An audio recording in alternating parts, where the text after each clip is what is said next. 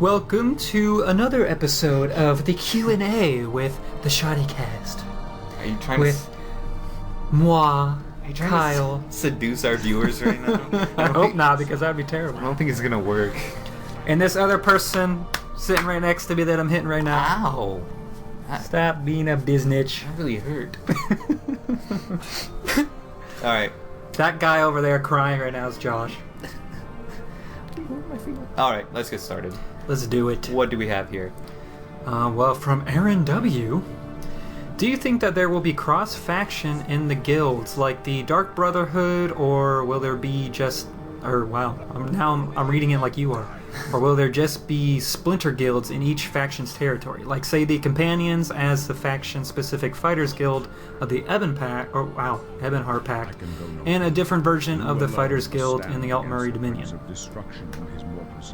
They're probably not going to be cross-faction. They're going to have to be, like he said, kind of like splinter cells of the guild. There'll be their own guild for each faction. So, like, they won't communicate with each other, since they are kind of separate. That's so weird because, like, when you were talking to Dark Brotherhood and reading their books and stuff like that, like, they've always been, well, they used to, before Skyrim, before they dismantled and stuff, they had a sanctuary, like, in every, province. They would take care of their business, and just to have those guilds limited by the factions and have to splinter off, at least the Dark Brotherhood standpoint, I don't see really a problem with, like, Fighters Guild and stuff like that. But, yeah, no, that's interesting.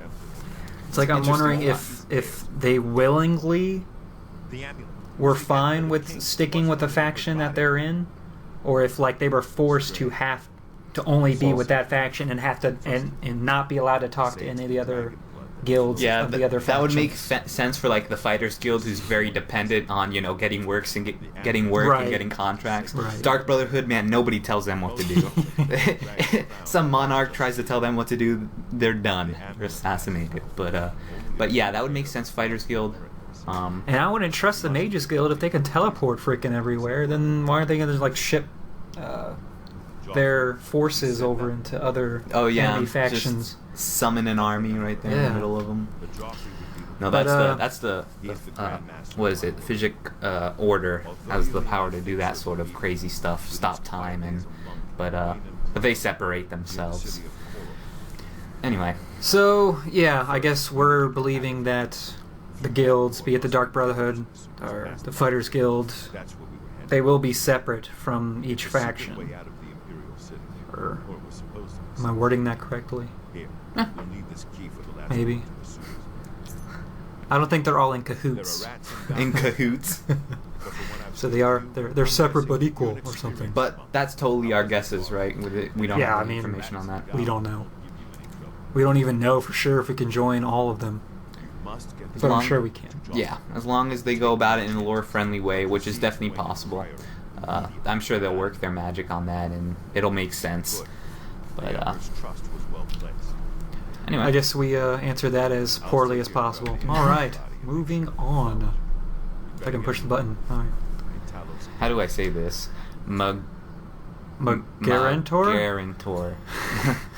What types of armor will be available? Okay, that's a real basic, easy question.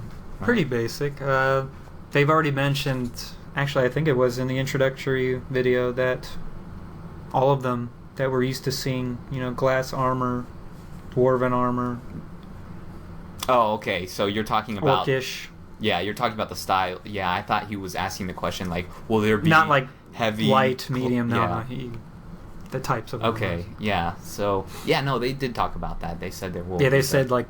Cultural even armors Daedric and stuff like that. All those will be in there. Yeah. They didn't really say cultural armor, though. But we are assuming there's going to be cultural armor. Because you've already seen it in the videos.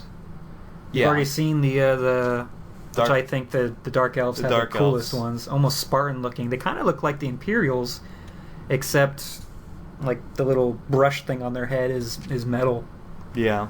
Instead. They just look cooler is all. And then you see the Nords with their overly sized horns on their helmets, which is kind of dorky looking. Need to reduce that. And what the hell are Argonians wearing? We didn't really see what they were wearing. They should have that whole feathery hide thing going on. Yeah. I liked that, I don't know, there were some It real needs to be cool... scaled. Scaled, do you think? Yeah. The Argonians can look so badass in They medium really armor. could. They pull off medium armor like it's nobody's business, man. Yeah, man. But, They'll see, because I'll be displaying my Oblivion playthrough. Oblivion. Yes. I kind of said screw Morrowind. I'm sorry for all the fans of Morrowind. Oh but- my... Wait, no. You need to take that Okay, back. what- Quick. He didn't mean it. He didn't say What screwed it up is I was trying to, like, everyone's like, oh, you gotta do the whole more Oblivion thing or whatever. I actually tried Skywind, making the Skyrim, Right. play Morrowind with Skyrim graphics. And I could actually get it to load, what is it, Balmora? Is that one of the main areas? You don't, don't just shake your head, I don't know. I don't know. I haven't played that much of Morrowind, so Ugh. sorry, guys. Anyways, one of those places I went to, and it did have Skyrim graphics, but I couldn't, like, talk to anyone. There was just people walking around naked because their clothes weren't rendering for some reason. Yeah, I know. So there's just a bunch of dark elves walking around naked. With such So it didn't work, and it kind of just pissed me off, and I was like, you know what, screw it. I'm just going to go play Oblivion instead. So that'll be the playthrough stuff for a while. Yeah, well, we always switch back and forth. We got a nice Changing it spread of Morrowind, Oblivion, and Skyrim in there, so... Yep. And then remember, guys, if you have a YouTube channel yourself where you have either Morrowind, Oblivion, or Skyrim gameplay, we'd very much like to use it if you're willing to part with it. And we'd definitely give you a shout out and link your channel in the description, all that good stuff. So. Yep, alright, so the final answer to the question, all the usual armors and possibly cultural. Well, actually, we know there's going to be cultural. Yeah. Alrighty. Hopefully they'll be creative and make their own cool. Our friend! Look, it's Everyone's going to Ingrantu. think we love this guy. We kind of do, but you know. Yeah, he's one of our regulars, man. He's been He's there like one for of the us. first. He's been there for us since the beginning. Shall I read it? Sure. Few things crossed to my mind regarding test games and ESO. Playing tests since test 3, and they didn't have hit numbers. Yeah, I think so. Now we have ESO, and I wonder, will it have as other MMOs? I guess many players could feel handicapped without those numbers and crits.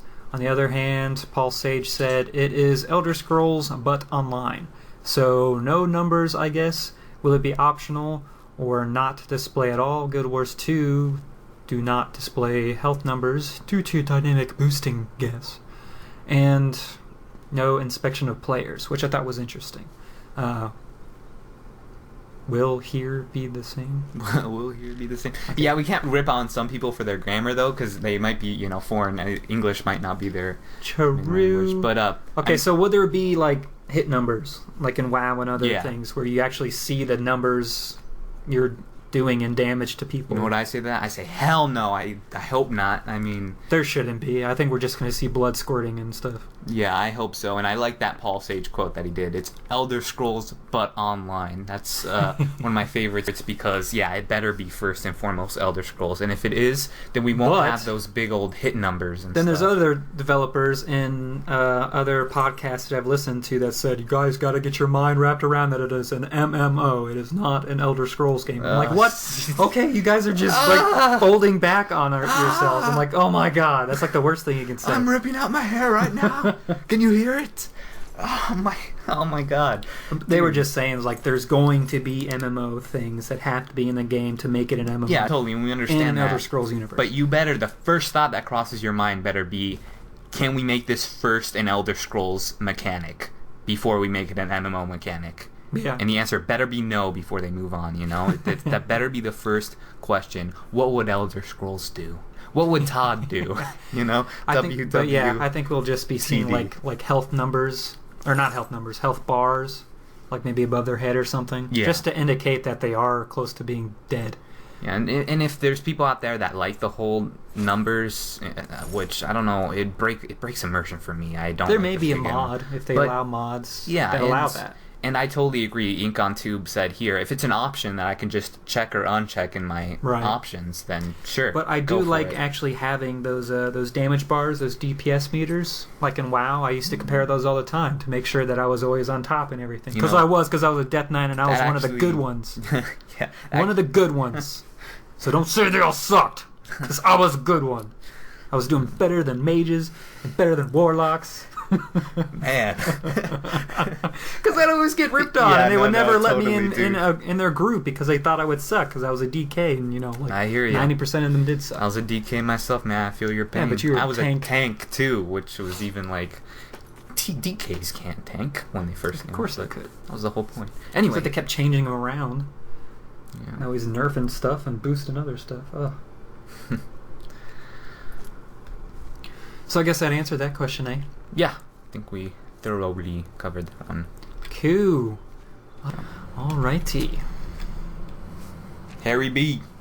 Will the landscape be one big map like WoW and Skyrim, or will it be in zones like Guild Wars 2? Okay, so there were a few comments to this comment. So, because I wasn't quite sure if he was referring to like the map. When you pull up the map, will you see different zones or something like in Guild Wars where they're kind of separated? Yeah. Like when you zoom out, you can tell which the zones. But that's not actually what he was talking about. He was referring more to the loading screens and stuff. Yeah, and there'd be a lot of loading screens. We briefly went over this, that there are going to be loading screens. There are going to be loading screens, but we don't believe they're going to be nearly as long as like in Guild Wars 2 or in WoW. You're not going to be sitting there for like 5+ seconds waiting for the screen to load. They're supposed to be very, very short loading screens. I'm guessing less than 2 seconds. If you have a pretty decent computer, probably just like a blip on the screen. Yeah. Kind of just like that flash or splash screen just goes blop and then it goes away. Yeah, as long as it's done well. If you guys have played test games, you should be very used to loading screens by now. Every time you walk into anywhere, you get a loading screen. It's not like it's hugely immersion breaking. You kind of just don't notice them after a while. Yeah, so I mean that's something I'm used to, and if you get one loading screen every couple of hours you're playing, like that, just I don't care that much about that. As to like how frequently they're going to be, I don't think it's going to be like after every single after every phase you enter in with some people that are gaming the way you like to game. I don't think it's going to phase every time like that. But when you enter certain zones and stuff that it needs to load something or puts you in a phase, then that's when you'll get that little loading screen. Whenever it kicks you into a big phase of a zone.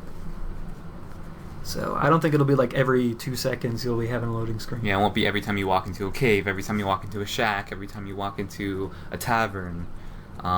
Which is interesting because you know why they had to do that in like in Skyrim and stuff like that, was because of the limitations of consoles probably.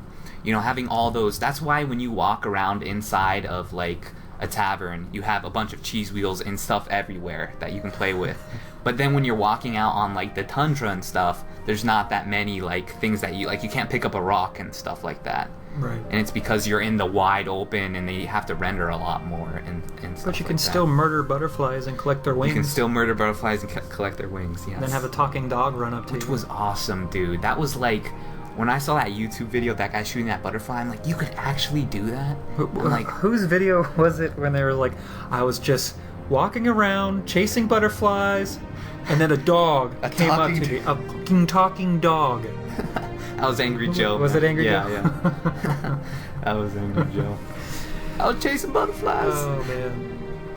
Anyway, I think that was it. That was our last one, right? Yep, that's it for this week. Alright, sounds good. This has been the ShoddyCast. Don't forget to like if you liked.